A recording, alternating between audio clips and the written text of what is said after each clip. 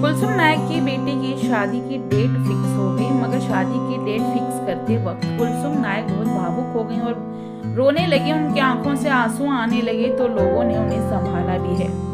मैं एक बात बोलना चाहूंगी कि कुलसुम नायक की पहली बेटी जो थी, बड़ी बेटी, उनकी शादी जैसे तैसे जो होनी थी अल्लाह की मर्जी के मुताबिक जो है वो हो गई, ठीक है। बट उससे उनका दिल बहुत ज़्यादा दुखा था, जो हर माँ बाप का दिल दुखता है। मगर सोफिया जैसे तैसे ना उनको संभाला था और वो थी है घर में। अब इस वक्त तो घर महकता रहेगा, चहकता रहेगा, यानी कि जो घर की बेटियां होती हैं ना तो उनसे घर भरा भरा सा लगता है। अब पहली बेटी तो नहीं थी, मगर फिर भी उन्होंने जो है सोफिया को उसमें देखकर शायद उन्होंने अपने मन को संभाला होगा, जो भी किया है। अब सोफिया की शादी की डेट फिक्स हो चुकी है और उसके बाद अब वो भी चली जाएंगी।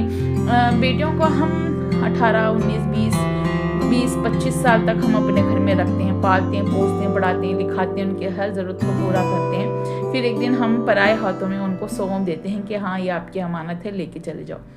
फिर जो हमारा घर खाली सूना सूना होने लग जाता है ना, कि ज़िंदगी में खालीपन सा आ जाता है, तो वो हर माँ फील करती है। तो वैसे ही यहाँ पे कुलसुम नायक भी वो दर्द महसूस कर रही थी। कुलसुम नायक की ज़िंदगी में बहुत सारे उतार चढ़ाव तो आए ही हैं, बहुत सारे दुश्मन भी उनके आए हैं और बहुत सारे लोग बहुत सारे नाम भी रखते हैं, सब कुछ रखते हैं। बट मैं कहूँगी कि ये लेडी आयरन लेडी है। पता है क्यों मैं इनको आयरन लेडी बोलती हूँ? भले मुझे लोग बहुत ताने मारे, कोसे काटे, जो भी बोले, बट मैं आयरन लेडी इसलिए बोलती हूँ क्योंकि ये जो है ना अपना दुख छुपाती हैं और गौर गरीबों की मदद करती हैं। चाहे किसी की लड़की की शादी करवाना हो, या फिर किसी के बच्चों की पढ़ाई में मदद करवाना हो, या किसी बूढ़े बुजुर्गों की हेल्प करवाना हो, या ओल्ड एज में हेल्प करवानी हो, ठीक है, सब वो करती हैं, जो कि वो देखकर अच्छा लगता है। कुछ दिनों पहले जो है उनके जो एक्स हस्बैंड है, तो वो जो इनके सौतेले भाई बहन हैं उनके साथ मिलकर उनके साथ जो है बहुत ज़्यादा जुल्म करने भी लगे थे कि भैया उनको किसी भी तरीके से अटैक करो, जलील करो, पब्लिक में बदनाम करो, जो नाम दबदबा जो रुतबा है उसको कम करने की कोशिश करने की बहुत ज़्यादा कोशिश की। नाकाम कोशिश रही, मगर एक औरत को तोड़ने की बहुत ज़्यादा कोशिश की गई, मगर हर चीज़ में वो कामयाब हुई, सफल हुई। उन्होंने डट के मुकाबला किया, वीडियो बनाती हैं। उनकी लैंग्वेज को लेकर लोगों को प्रॉब्लम है कि भाई वो जब बोलती हैं तो वो थोड़ा सा जो है गुंडा टच उसमें रहता है। अब उनको गुंडा टच लाना ही पड़ेगा, क्योंकि अगर वो गुंडा टच नहीं लाएंगी तो फिर भैया लोग उन्हें गिराने की भरपूर कोशिश करेंगे। कुछ दिन पहले इमरान नाम का एक आदमी भी उनके पीछे ऐसे ही पड़ा था, जबकि हमें भी वो लिंक भेजी गई थी, हमने देखी थी भी। तो वो जो है इनको ऐसे बोलता था कि भैया ये ड्रग व्रग की चीज़ें जो है उसमें बेचने में शामिल हैं, जैसे कि वो नहीं है, क्योंकि मरियम आपा जो है वो इनको जो है बहन मानती हैं। अगर ऐसा होता तो मरियम आपा कभी इनसे हाथ नहीं मिलाती, नहीं सामिर भाईजान इनको अपनी बहन मानते हैं ना, वो भी जो कुलसुम नायक उनको अपना भाई बाप सब मानते हैं। तो अगर ऐसा होता तो वो नहीं करते, क्योंकि वो लोग जो है नशा मुक्त के करने के लिए बहुत ही जो है जदोजहद कर रहे हैं, दोनों हस्बैंड वाइफ। तो वो लोग अगर ऐसा होता तो इनसे कभी हाथ नहीं मिलाते, ठीक है। वो भी एक झूठा इल्ज़ाम था इनके ऊपर, और बहुत सारी चीज़ें करने की कोशिश की हैं। और वो बार बार नाम लेकर भी लाइव आया करती थी, वीडियो बनाया करती थी कि मुझे तोड़ने की कोशिश की जा रही है, मुझे बदनाम करने की कोशिश की जा रही है, मुझे फंसाने की कोशिश की जा रही है। उनके ऊपर बहुत सारे एलिगेशन भी लगे, बहुत सारे लोगों ने हमारे कान भरने की भी कोशिश की है कि ऐसा है वैसा है, मगर हमने वेट किया कि भाई सच्चाई क्या है।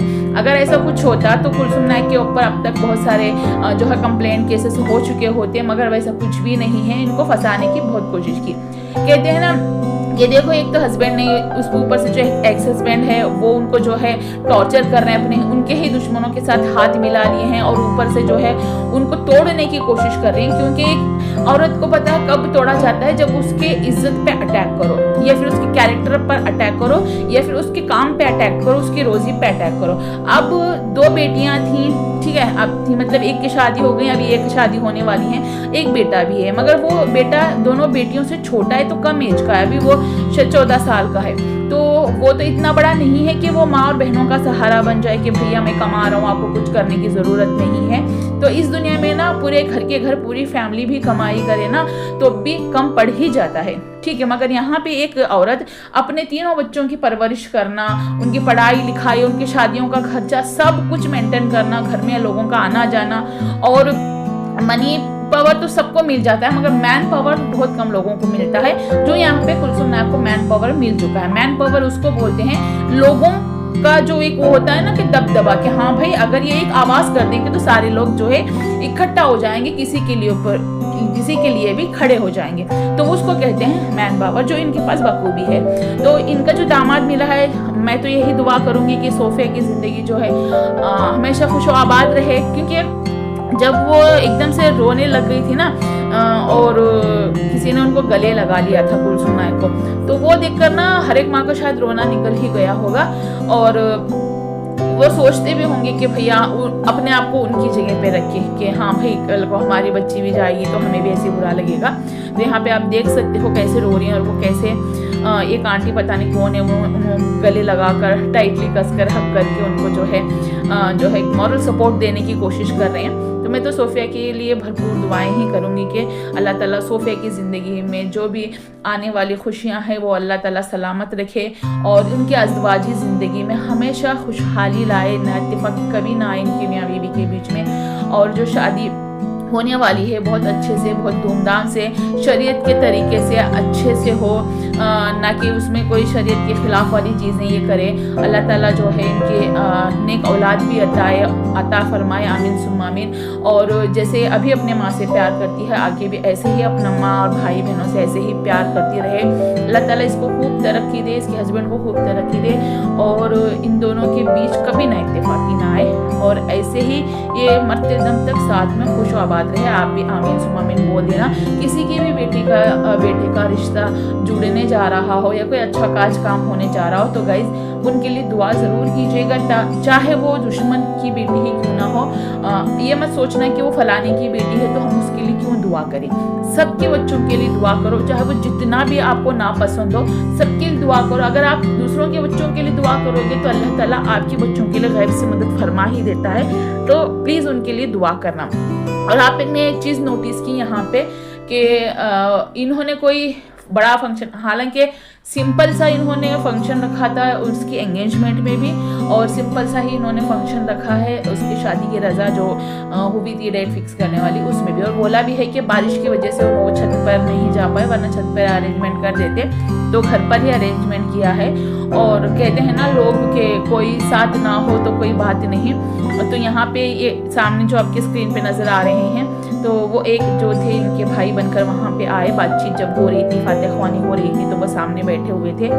तो देखिए हर माँ जो होती है ना चाहती है ना कि जब अपने बच्चों का अच्छा हो तो उसका बाप उसके साथ खड़ा रहे। तो शायद इनको वो चीज़ बुरी लग गई होगी कि अभी मेरे बच्चों के साथ मेरा उसका बाप नहीं है। तोड़ने तो बहुत लोग आ जाते हैं मगर जोड़ने कोई नहीं आता, और इनकी जो फ्रेंड है, सहेली है, बहन है, माँ है, जो भी बोलो, तो वो उनके साथ हमेशा डट के खड़ी रहती हैं।